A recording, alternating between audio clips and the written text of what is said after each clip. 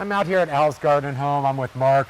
Mark, it looks like it's poinsettia time. It is. And then, poinsettias nowadays are not necessarily just for Christmas. That's right. They've done so much with the breeding. They have so many different colors and bract shapes and sizes that, you can use them to decorate for several months. Right. I mean, you start looking at some of these new colors. Now, I haven't seen the yellow. Yeah, these are really neat. We saw a lot of these, especially for the Thanksgiving holidays. Yeah. And of course, we have the golden glow and orange glow here. Those are perfect for Civil War coming up here shortly. Or I guess they don't call it Civil War anymore. Yeah, that's the big rivalry. And then you have, these guys that are, the lot smaller.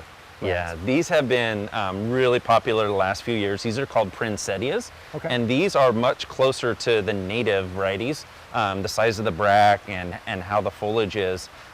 They've really bred them to get the larger bracts over the years, but they've taken a step back and kind of gone back to the original to get some different colors out of them. Right, it's kind of nice because sometimes you don't have the room for like these big things that you want that nice compact habit to it. Yeah. And then some different colors like like the pinks and some of the variegations. Yeah, we have the pinks, and of course here's your classic reds. This is probably still our most popular poinsettia, sure, very especially the closer we get to Christmas. But the early season, people like a lot of the different colors to really kind of set off their house. Right, and then even you get the great coloring in it, but you can get the leaf color to go along with it. Yeah, I love this one. This one's always really popular. It's called Tapestry. It's got that really neat variegated foliage. Kind of has it pays a little homage to holly. They have the variegated holly with a really bright red. It just screams Christmas to me. Right. And then this is a really nice white one. It's kind of a real pure white. Sometimes they are more creamier than others, but this is kind of a really nice white. That's right. This one is called Alaska, and this one is been bred in the last few years. We've had it for a couple years, and people really love exactly that. They have the really nice deep cut to the bract and the leaf in the bract, but it's white is so white compared to the creams that you're talking about. Yeah, it's great contrast with the really dark green behind it. And then the one next to it is a little bit different. It doesn't have the real pointed leaf. Yeah, and this one was really popular last year. This is called Christmas Mouse. Okay. And so it looks like a little mouse ears. But yeah, that one's Christmas Mouse. So yeah, and then the one on the end is just another classic. This one's called Hollyberry, and again, kind of throwing back to the real pointy leaves on it. Okay. It's just kind of a neat traditional, beautiful Christmas red. And you guys are doing so many more other colors than just what's here. About how many different ones are you doing? So this year we're growing about 35. Every year we grow them ourselves, and so every year we're testing some. We're always trying to see, like, these were tests, 6-7 years ago, we were just trialing them. Right. And so we're always doing that, trying to figure out what's going to work best.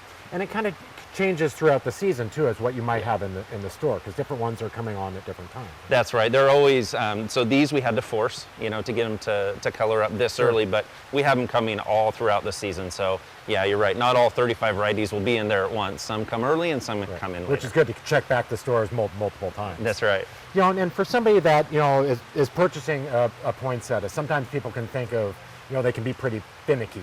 Yeah. We need to get them home, but they're really not really. If you do some just basic care tips. Right? Yeah, you're right. And probably the biggest mistake people will make that decrease the longevity is the watering of them. Yeah. So what we recommend is, poinsettias like to just be kept moist to the touch.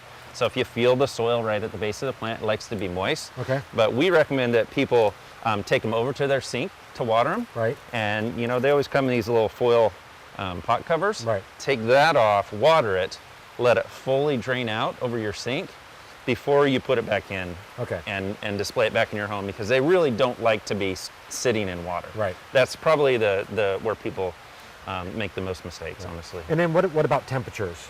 Temperatures, they like it typically as warm as your house, usually 65, 70 degrees, maybe a little cooler than some people keep it, but up to 72 or so.